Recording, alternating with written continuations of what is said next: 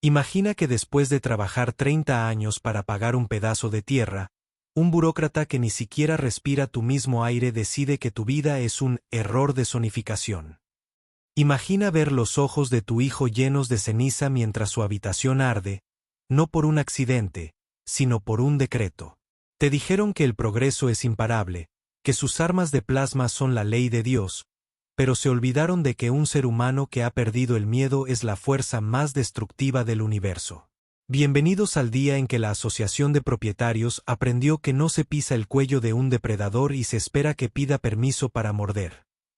Bienvenido a Nexo HFY. Prepárate para una historia donde la humanidad brilla. El aire en Valle Verde sabía a metal quemado y a sueños rotos. Elena estaba de pie sobre los restos de su porche, con los pies hundidos en los escombros de lo que alguna vez fue el hogar que su padre construyó con sus propias manos. No quedaba nada de las flores de lavanda de su madre, ni del columpio de madera donde David solía reír antes de que la guerra le quitara una pierna y la alegría de vivir. Frente a ella, una fila de drones de la Asociación de Propietarios Galácticos, APG, flotaba con un zumbido arrogante, sus luces violetas parpadeando como ojos fríos que juzgaban su miseria. Martínez, el administrador humano que había vendido su alma por una oficina con aire acondicionado en la Ciudadela, la miraba con una mezcla de asco y falsa compasión desde detrás de su escudo de energía. Elena, por favor, no lo hagas más difícil, dijo Martínez, ajustándose la corbata de seda sintética. El desalojo fue legal. Tu propiedad no cumplía con los estándares de emisión térmica del nuevo sector residencial alienígena. Es una cuestión de estética y eficiencia galáctica. Acepta el bono de reubicación y vete con tu familia antes de que el oficial Borg pierda la paciencia. Esto es por el bien de la comunidad. Entiéndelo. Elena no respondió de inmediato. Sintió el peso de la mano de David en su hombro. Su hermano temblaba, no por el frío de la tarde, sino por la humillación de verse reducido a un residuo biológico no conforme. A pocos metros, su madre, Carmen, lloraba en silencio sobre una maleta vieja que contenía las únicas fotos que habían logrado salvar del fuego. El dolor en el pecho de Elena era una brasa que se negaba a apagarse, una presión que le recordaba cada insulto, cada multa por ruido excesivo cuando David intentaba arreglar su prótesis en el garaje, cada mirada de desprecio de los vecinos alienígenas que se mudaron al barrio como si fueran dueños de la existencia misma. ¿Comunidad?, susurró Elena, y su voz, aunque baja, hizo que los drones retrocedieran un centímetro por puro instinto programado. Tú no sabes lo que es una comunidad, Martínez. Una comunidad no quema la casa de una viuda porque el color de las paredes molesta a la vista de un oficial de la APG. Una comunidad no trata a un veterano como si fuera chatarra.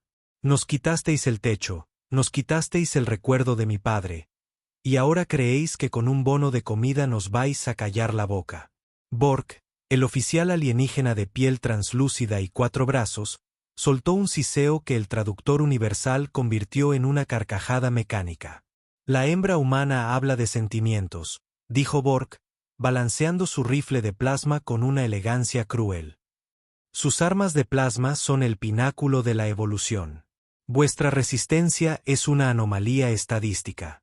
Ríndete, Unidad 402, o serás procesada como material de desecho. No tenéis nada con que luchar. Ni siquiera tenéis un techo donde esconderos.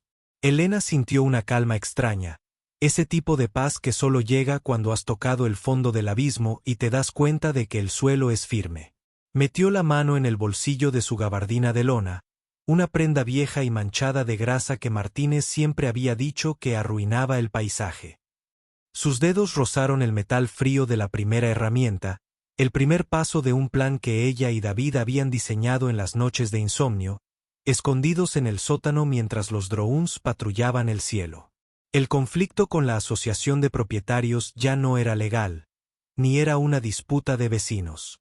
Era una declaración de guerra. Tenéis razón en algo, dijo Elena, dando un paso hacia adelante, ignorando el pitido de advertencia de los drones. No tenemos casa. No tenemos nada que perder. Y esa es la parte que vuestros manuales de eficiencia no explican. No sabéis qué pasa cuando un depredador humano se queda sin madriguera. Creéis que vuestras armas de plasma son invencibles porque nunca habéis tenido que pelear por algo más que por un trozo de papel firmado. Con un movimiento fluido que no debería pertenecer a una mecánica de barrio, Elena sacó del bolsillo número 1 un pequeño cilindro de bronce. No parecía un arma, parecía una pieza de repuesto de un motor viejo. Pero cuando presionó el interruptor, el cilindro emitió un pulso de frecuencia armónica que hizo que los drones de la APG empezaran a girar violentamente, sus sensores de navegación fritos por una tecnología que no usaba electricidad, sino vibración pura. Era la espada de frecuencia, el resultado de meses de David estudiando los puntos débiles de la red de la asociación. La cara de Martínez se puso pálida cuando el escudo de energía que lo protegía empezó a parpadear y a soltar chispas. El suspenso en la calle era tan denso que se podía cortar. Los pocos vecinos humanos que aún quedaban en Valle Verde asomaron la cabeza por las ventanas de sus casas marcadas para demolición, viendo por primera vez en años que alguien se atrevía a devolver el golpe. El drama familiar que los había mantenido de rodillas se estaba transformando en la chispa de una hoguera que nadie iba a poder apagar. Esta es la primera, Martínez, dijo Elena, mientras la espada de frecuencia zumbaba en su mano como un avispón furioso. Se llama el aviso. Me quedan 46 bolsillos más por vaciar, y te juro por la memoria de mi padre que antes de que termine el día, te vas a arrepentir de haber puesto un pie en nuestra calle. Por fin, se va a hacer justicia. Elena miró a David y le guiñó un ojo. El chico sonrió por primera vez en años, una sonrisa afilada y llena de una esperanza peligrosa. La sanación había comenzado, y no iba a ser suave. Iba a ser de acero. El silencio que siguió al estallido del primer dron fue denso, pesado como el plomo. Martínez retrocedió, tropezando con los escombros de una maceta que él mismo había ordenado destruir por obstrucción de la vía pública. Bork, el oficial de la APG, siseó con una furia fría, sus 4 brazos moviéndose en perfecta sincronía para estabilizar su rifle de plasma de grado militar. La luz violeta del arma comenzó a cargar, emitiendo un sonido agudo que hacía vibrar los dientes. Para ellos, Elena era solo una anomalía que debía ser corregida, un error en el sistema de una urbanización perfecta. Pero Elena no estaba mirando el arma, estaba mirando a su madre, que por fin había dejado de llorar para observar el destello azul de la espada de frecuencia con una mezcla de terror y orgullo. Es un ataque terrorista, chilló Martínez, su voz quebrándose mientras intentaba esconderse detrás de la figura imponente de Bork. Oficial, dispare. Tiene tecnología no autorizada. Esto viola el artículo 14 del Manual de Seguridad Ciudadana. Mátenla antes de que dañe más propiedad privada. Elena soltó una risa amarga que heló la sangre de los presentes. ¿Propiedad privada? Ese hombre hablaba de los drones como si tuvieran más alma que la casa que acababan de demoler. La tensión emocional en el aire era insoportable. Era el choque de 2 mundos, el de los reglamentos impecables y el de las manos con cicatrices. David, a un lado de su hermana, empezó a manipular una pequeña consola que llevaba oculta en la manta que cubría su regazo. Sus dedos volaban sobre las teclas, sincronizándose con la energía que Elena acababa de liberar. No te preocupes por la propiedad, Martínez, dijo Elena, dando otro paso firme hacia el rifle de Bork. Preocúpate por la física. Verás, vuestras armas de plasma funcionan con una secuencia de iones muy precisa. Son elegantes, sí, pero son delicadas. Como tu corbata de seda. Bork apretó el gatillo. El rayo de plasma salió disparado, una columna de calor solar capaz de atravesar un búnker de hormigón. Pero Elena no se movió. Metió la mano en el bolsillo número 5 y sacó una pequeña placa de cerámica negra, del tamaño de una moneda. La lanzó al aire justo cuando el plasma iba a impactar contra ella. Al contacto, la placa se expandió en una red de filamentos de carbono que absorbieron el calor y lo dispersaron hacia el suelo en un estallido de vapor.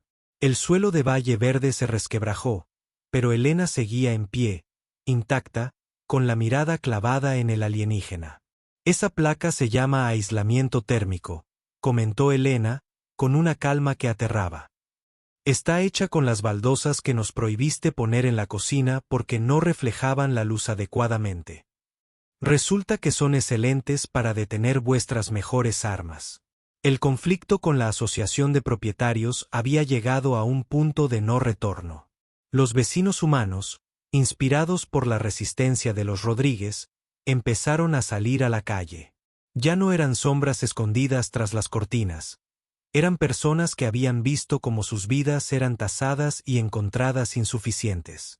Un hombre mayor, el señor Sánchez, que había perdido su jardín de bonsáis por una multa de mantenimiento de follaje, agarró una piedra. La rebelión no estaba en los libros de historia, estaba ocurriendo en el asfalto sucio de un barrio residencial. Bork intentó recargar, pero su rifle emitió un pitido de error. Las frecuencias de la espada de Elena estaban interfiriendo con la electrónica del arma. El depredador humano no estaba usando fuerza bruta. Estaba usando el conocimiento de cada tornillo y cada cable que la APG despreciaba.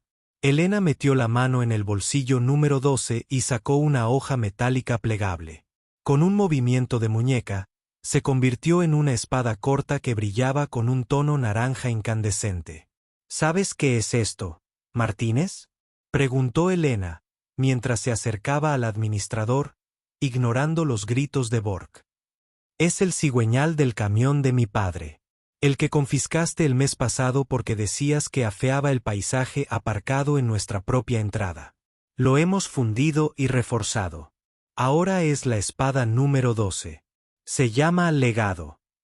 Martínez estaba sudando, su rostro rojo de puro pánico. La sanación que Elena sentía en ese momento era casi religiosa. Cada vez que su mano tocaba un bolsillo, sentía que recuperaba un trozo de su vida. El dolor de ver a su madre durmiendo en un banco, el dolor de ver a su hermano cojear por culpa de una guerra que no era suya, todo eso se estaba convirtiendo en el filo de sus armas. Ya no había vuelta atrás. No buscaba una disculpa, buscaba que sintieran el peso de lo que habían destruido. Unidades de apoyo. Necesitamos refuerzos en el sector 7.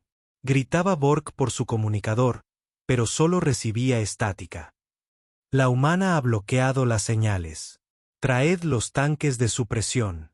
Trae lo que quieras, Bork, rugió Elena, levantando la espada 12 hacia el cielo gris. Podéis traer toda vuestra flota, pero no entendéis una cosa. Vosotros peleáis por un contrato. Nosotros peleamos por nuestro suelo. Y el suelo siempre gana. El suspenso subió de tono cuando el suelo empezó a vibrar. A lo lejos, las luces de los tanques de la asociación aparecieron, grandes máquinas diseñadas para aplanar barrios enteros y convertirlos en espacios verdes optimizados. Pero Elena no se inmutó. Miró a David, quien le dio una señal con el pulgar hacia arriba. El esquema de la venganza estaba funcionando a la perfección. «Joder, por fin», gritó el señor Sánchez desde la acera, lanzando la piedra contra el vehículo de Martínez. «Dals duro, Elena. Enséñales quién manda en este barrio».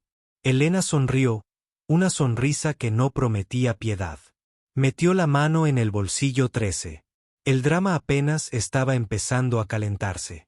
El rugido de los tanques de supresión de la APG hacía vibrar los cristales que aún quedaban en pie en las casas vecinas.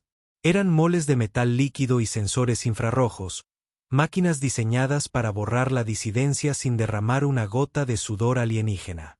Martínez, viendo que la caballería pesada estaba cerca, recuperó un poco de su arrogancia cobarde. Se puso en pie, limpiándose el polvo de su chaqueta de diseñador, y señaló a Elena con un dedo tembloroso pero lleno de veneno. «Se acabó el juego, Rodríguez», chilló Martínez. «Esas máquinas están programadas para detectar cualquier rastro de tecnología no autorizada. Vas a hacer un agujero humeante en el asfalto antes de que puedas sacar otra de tus baratijas. Vuestra comunidad de chatarra va a ser el jardín botánico más hermoso de la galaxia sobre vuestras cenizas. Elena no retrocedió. La tensión emocional en su rostro se transformó en una máscara de hierro. Miró a su madre, Carmen, que ahora sostenía la mano de David con una fuerza renovada. Ya no había miedo en sus ojos, sino una determinación que solo conocen los que han sido empujados al borde del precipicio. El conflicto con la asociación de propietarios ya no era por una casa, era por el derecho a existir en sus propios términos. Martínez, siempre fuiste un mal administrador, dijo Elena, su voz cortando el estruendo de los tanques. Te centraste tanto en la estética que olvidaste la estructura. Las máquinas de la APG son perfectas, pero la perfección tiene un punto de ruptura muy estrecho. Y yo soy experta en encontrar grietas. Elena metió la mano en el bolsillo número 18. Sacó un puñado de lo que parecían simples canicas de vidrio soplado. Con un movimiento rápido, las lanzó hacia la calle, justo donde los tanques pesados estaban a punto de pasar. Al romperse, las canicas liberaron una nube de microfilamentos de cobre magnetizado. El aire se llenó de un zumbido estático que hizo que las luces de los tanques parpadearan violentamente. Interferencia. Niveles de estática críticos. Gritó Bork, cuyos sensores oculares estaban empezando a fallar. No puedo fijar el blanco. La humana está usando basura magnética. Elena no perdió el tiempo. Metió la mano en el bolsillo número 20 y sacó una espada que era distinta a las demás. No tenía filo, era un tubo de tungsteno con bobinas de inducción envueltas alrededor. Al activarla, la espada no brilló, sino que empezó a emitir una vibración de baja frecuencia que hacía que el suelo bajo los tanques se licuara por resonancia. Esta se llama cimientos, rugió Elena, clavando la espada en el suelo. Por cada vez que nos dijiste que nuestra casa no tenía una base sólida para tu visión del futuro. Mira cómo se caen tus cimientos, Martínez. El drama familiar alcanzó un punto álgido cuando el primer tanque, una maravilla de la ingeniería galáctica, se hundió en el asfalto como si fuera arena movediza. Los sistemas hidráulicos chirriaron con un sonido agónico antes de estallar en una lluvia de aceite y chispas. David, desde su silla, activó un interruptor en su consola y los drones que Elena había inhabilitado antes se convirtieron en proyectiles guiados que impactaron contra los sensores del segundo tanque. «Joder, por fin», gritó un vecino, un joven que había trabajado en la construcción antes de que la APG trajera sus robots. «Estamos recuperando la calle. Mirad cómo se hunden sus juguetes de cristal». La sanación que Elena sentía en ese momento era embriagadora. No era solo venganza, era la restauración de la lógica sobre la tiranía estética. Ver a los poderosos tanques de la asociación reducidos a chatarra por el mismo asfalto que ellos despreciaban era la justicia más pura que podía imaginar. Martínez estaba paralizado, viendo cómo sus protectores eran humillados por una mujer con una gabardina vieja y un hermano que sabía más de electrónica que toda la junta directiva de la APG. Bork, en un acto de desesperación, cargó contra Elena con su último par de manos libres, sacando una daga de energía pura. Pero Elena fue más rápida. Metió la mano en el bolsillo 21 y sacó una red de pesca reforzada con fibra de carbono y cables de alta tensión. Con un giro de cadera, envolvió al oficial alienígena, cuya daga se apagó al entrar en cortocircuito con la red. Se acabó la reunión de vecinos. Bork, dijo Elena, mirando al alienígena a los ojos. Ahora vais a escuchar nuestro orden del día. Y el primer punto es vuestra salida inmediata de Valle Verde. El suspenso no terminó ahí. Desde la nave nodriza que flotaba sobre la ciudad, una sombra aún más grande empezó a descender. La asociación no iba a rendirse tan fácilmente. El conflicto estaba escalando a una guerra total, pero Elena todavía tenía 26 bolsillos llenos de sorpresas. «Joder, por fin se está haciendo justicia», exclamó Carmen, levantándose por fin y recogiendo una de las espadas de frecuencia que Elena había dejado en el suelo.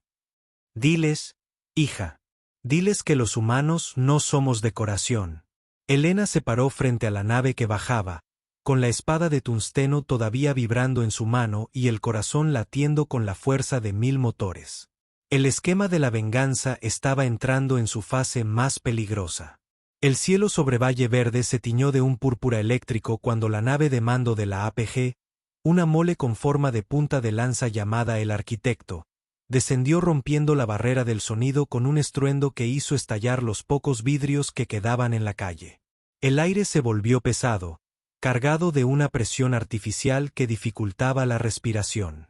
Martínez, que hasta hace un momento estaba llorando sobre el asfalto, vio en esa sombra su salvación.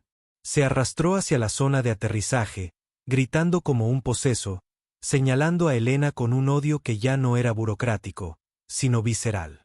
«Ahora sí que estáis muertos», vociferó Martínez, con la saliva volando de su boca. «Esa es la guardia pretoriana del Consejo. No son drones, no son tanques de patrulla. Son los que borran planetas del mapa por incumplimiento sistémico. Vais a ser desintegrados átomo por átomo y ni siquiera quedará el recuerdo de vuestro asqueroso apellido». Elena sintió un escalofrío, pero no de miedo. Era esa vibración de adrenalina pura que sentía cuando un motor estaba a punto de estallar y ella tenía los dedos metidos en el núcleo. Miró a David. El chico estaba pálido, sus manos volando sobre la consola, intentando descifrar los códigos de la nave nodriza. El drama familiar se condensó en ese momento. Eran dos hermanos contra una civilización que consideraba la compasión como una falla de diseño. Elena sabía que la sanación de su familia dependía de que ese gigante de metal no tocara el suelo. «Elena, la frecuencia de sus escudos es variable», gritó David, con la voz quebrada por el esfuerzo. «No puedo entrar. Es demasiado compleja. Es como música que cambia de ritmo cada milisegundo. Si aterrizan, el campo de fuerza aplastará la manzana entera para crear una plataforma de aterrizaje». Elena asintió, su rostro una máscara de determinación absoluta. Metió la mano en el bolsillo número 32. Sus dedos se cerraron sobre algo que se sentía como una cuerda de piano, pero mucho más pesada. Sacó un cable de fibra óptica reforzada con aleación de memoria. No era una espada, era un látigo de 3 metros que zumbaba con una luz blanca cegadora. «Martínez, te equivocas en una cosa», dijo Elena, caminando hacia el centro de la zona donde la sombra de la nave era más densa. «No somos un error en el sistema. Somos el sistema de seguridad que olvidasteis instalar». Elena lanzó el látigo hacia arriba. No buscaba golpear la nave, sino engancharse a uno de los drones de vigilancia que aún sobrevolaban la zona. Con una fuerza sobrehumana nacida de años de cargar bloques de motor, Elena usó el dron como ancla y se elevó por los aires mientras la nave de mando desplegaba sus patas hidráulicas. El suspenso era total. Los vecinos contenían el aliento, viendo a una mujer colgada de un hilo de luz contra una fortaleza voladora. En el aire, Elena metió la mano en el bolsillo número 35. Sacó una pequeña esfera de metal líquido, un invento que David había llamado el virus de hierro. Era una mezcla de nanobots de desguace y mercurio magnetizado. Al impactar contra el casco del Arquitecto, la esfera se expandió como una mancha de aceite negro, devorando la pintura impecable y penetrando en los circuitos internos. «Fallo en el sistema de nivelación», se escuchó por los altavoces externos de la nave, una voz metálica llena de pánico. «La estructura molecular del casco está siendo comprometida por basura primitiva». La nave se inclinó violentamente. Una de las patas hidráulicas, diseñada para aplastar la casa de los Rodríguez, falló y se dobló como si fuera de papel. El estruendo del metal retorciéndose fue música para los oídos de Elena. El conflicto con la asociación de propietarios estaba llegando a su punto de ruptura física. La nave, incapaz de mantener el equilibrio, golpeó el suelo lateralmente, destruyendo el vehículo de lujo de Martínez y levantando una nube de polvo que ocultó todo por un momento. Cuando el polvo se asentó, Elena estaba de pie sobre el ala de la nave derribada. Metió la mano en el bolsillo 36 y sacó una espada de luz negra, una hoja que parecía absorber el plasma de los alrededores. La justicia se sentía en el aire, densa y eléctrica. «Joder, por fin», gritó David, levantándose de su silla, apoyándose en un trozo de muro. «Mira cómo brilla tu estética galáctica ahora, Martínez. Está ardiendo». La sanación estaba en los ojos de los vecinos, que empezaron a rodear los restos de la nave. Ya no eran víctimas de un desalojo, eran testigos de una caída. Elena bajó de la nave con paso lento, cada paso pesando sobre el orgullo herido de la APG. Martínez estaba de rodillas, viendo cómo su amada nave de mando echaba humo negro, el mismo humo que él había provocado en la casa de Elena.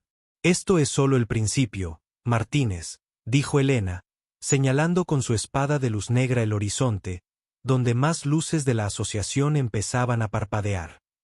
«Tengo 10 bolsillos más. Y cada uno de ellos tiene el nombre de un vecino que intentaste pisotear. Por fin, se va a hacer justicia». Elena se volvió hacia su madre y su hermano.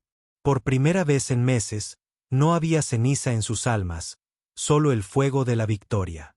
El interior del arquitecto escupió una rampa de obsidiana de la que emergió la verdadera cara del horror administrativo, los liquidadores. Eran seres altos, con armaduras que parecían espejos líquidos, portando guadañas de plasma que vibraban a una frecuencia capaz de desintegrar la materia orgánica al contacto. Ya no eran burócratas ni soldados comunes. Eran los ejecutores que la asociación de propietarios enviaba cuando una especie se negaba a morir en silencio. El aire alrededor de ellos se volvía gélido, una señal de que estaban absorbiendo el calor del ambiente para alimentar sus armas. Martínez, viendo a estos verdugos, soltó una carcajada histérica desde el suelo, con la cara manchada de aceite y lágrimas. «Se acabó. Los liquidadores no aceptan sobornos ni escuchan discursos sobre la familia. Son el borrador del universo. Elena, prepárate para hacer nada. Tu insignificante rebelión de garaje termina aquí». La tensión emocional llegó a un punto de quiebre. Los vecinos retrocedieron, el pavor grabado en sus rostros ante la presencia de seres que parecían la muerte misma. Pero Elena no retrocedió. Miró a David, quien estaba pálido, pero firme tras su consola.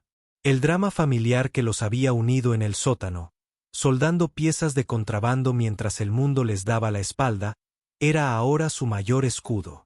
La sanación de sus heridas no venía de las palabras, sino de este momento de resistencia compartida. «David, activa el protocolo de resonancia cruzada», ordenó Elena, metiendo las manos en los bolsillos número 40 y 41 simultáneamente. Sacó 2 esferas de metal rugoso, unidas por un cable de alta tensión que soltaba chispas verdes. Eran los disruptores de vacío, un invento que habían diseñado usando el núcleo del viejo generador de su padre. Cuando los liquidadores levantaron sus guadañas para el primer tajo, Elena lanzó las esferas, que se anclaron al suelo creando un campo de fuerza que distorsionaba la luz. El conflicto con la asociación de propietarios alcanzó una escala física casi insoportable. Las guadañas de plasma chocaron contra el campo de Elena, produciendo un estruendo que recordó al choque de 2 trenes. La onda expansiva derribó a Martínez y lanzó a Borg contra los restos de un muro. Elena, sintiendo el calor abrasador, metió la mano en el bolsillo 42 y sacó una espada de doble hoja hecha de cristal de silicio reforzado. «Esta se llama memoria», gritó Elena, lanzándose hacia el primer liquidador. «Por cada recuerdo que intentasteis borrar con vuestros decretos de zonificación».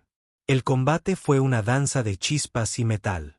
La espada de Elena no cortaba la armadura enemiga. La fracturaba enviando pulsos de energía que desequilibraban el mercurio líquido de sus trajes.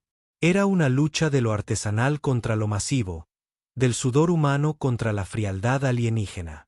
Uno a uno, los liquidadores empezaron a fallar, sus movimientos volviéndose erráticos mientras el virus de hierro de la fase anterior seguía devorando los sistemas de la nave nodriza a sus espaldas. «Es imposible», rugió Borg, tratando de levantarse. «Nadie sobrevive a un encuentro con los liquidadores. Son la perfección absoluta. La perfección no tiene imaginación, Borg, respondió Helena, clavando su espada en el núcleo de energía de la armadura del líder de los verdugos. Y nosotros hemos tenido que imaginar cómo sobrevivir cada maldito día desde que llegasteis. El momento de justicia se sintió como una explosión de alivio cuando el líder de los liquidadores se desplomó, su armadura de espejo volviéndose gris y quebradiza como el barro seco. Los otros retrocedieron, sus sistemas de navegación incapaces de procesar a un oponente que no seguía ninguna lógica de combate conocida. «Joder, por fin», exclamó David, su voz llena de un triunfo salvaje. «Mirad cómo huyen los dioses de la burocracia. Helena, les has roto el algoritmo». La sanación colectiva de Valle Verde era palpable. Los vecinos, que antes bajaban la mirada ante cualquier oficial, ahora avanzaban con palos, piedras y herramientas, formando un muro humano detrás de Helena. Ya no tenían miedo a las multas, ni al desahucio, ni a la muerte. Habían visto que el depredador humano no era un mito, sino su vecina, su amiga, su hija. Helena se detuvo, jadeando, con la espada de cristal todavía brillando. Miró a Martínez, que ahora temblaba como una hoja, dándose cuenta de que ya no había naves, ni guardias, ni reglamentos que pudieran salvarlo de la mirada del barrio. «Todavía me quedan 5 bolsillos, Martínez», susurró Helena, con una sonrisa que helaba la sangre. «Y el número 47 es el que guardé especialmente para ti. Por fin, se va a hacer justicia». El cielo sobre Valle Verde ya no era púrpura, sino de un negro ceniza que presagiaba el acto final. El arquitecto, la nave insignia de la asociación, emitía un estertor agónico, soltando chorros de fluido hidráulico que llovían sobre la calle como una sangre plateada y tóxica. Los liquidadores restantes, con sus armaduras fracturadas, formaron un círculo defensivo alrededor de un Martínez que había perdido hasta la última gota de su cordura corporativa. El administrador abrazaba su tablilla digital como si fuera un escudo sagrado, balbuceando sobre cláusulas de indemnización y seguros de responsabilidad civil mientras el mundo que había ayudado a construir se desmoronaba en chatarra. «Esto es un error de procedimiento», chillaba Martínez, con los ojos desorbitados. «Helena, detente. Si te detienes ahora, puedo hablar con el consejo. Puedo decir que fue un desastre natural. Podemos reconstruir Valle Verde como una reserva humana.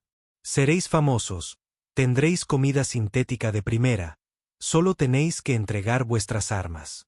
Piensa en tu madre, piensa en el futuro de David». La tensión emocional en el rostro de Helena era gélida. Ver a Martínez intentar negociar usando a su familia como moneda de cambio fue la gota que colmó el vaso de una paciencia forjada en 1000 injusticias. No era solo el desahucio, era el desprecio sistémico, la forma en que los habían tratado como muebles viejos que estorbaban en una sala limpia. El drama familiar que los había mantenido unidos en la miseria ahora se convertía en el motor de una justicia que no entendía de prórrogas. ¿El futuro de David?, preguntó Helena, su voz resonando con una autoridad que hizo que los liquidadores dieran un paso atrás. «El futuro de David empezó cuando decidimos que vuestro orden no valía ni el papel en el que estaba impreso». Helena metió la mano en el bolsillo número 44. Sacó un pequeño dispositivo que parecía un diapasón de cromo. Lo golpeó contra el ala de la nave derribada y un sonido puro, casi celestial, recorrió la manzana. No era un ataque físico, era una señal de sincronización. De repente, desde los garajes de los vecinos, desde los sótanos que Martínez no había revisado y desde las alcantarillas de la urbanización, empezaron a emerger pequeños drones construidos con restos de electrodomésticos y motores de podadoras. Era el ejército de la sombra, la obra maestra de David. «Sincronización completa», gritó David, levantándose de su silla con una fuerza que nadie sabía que tenía. «La red es nuestra, hermana. Diles adiós a sus comunicaciones». El conflicto con la asociación de propietarios se volvió total. Los drones de David crearon una cúpula de interferencia que bloqueó cualquier intento de la APG de pedir refuerzos orbitales. Valle Verde era ahora una isla de resistencia soberana. Elena metió la mano en el bolsillo 45 y sacó una espada de luz roja, forjada con el rubí industrial de una cortadora de láser robada. Se lanzó contra los últimos liquidadores no como una mecánica, sino como el depredador humano que habían despertado. La sanación de su espíritu se sentía en cada tajo. Con cada golpe de su espada roja, Elena sentía que recuperaba un recuerdo.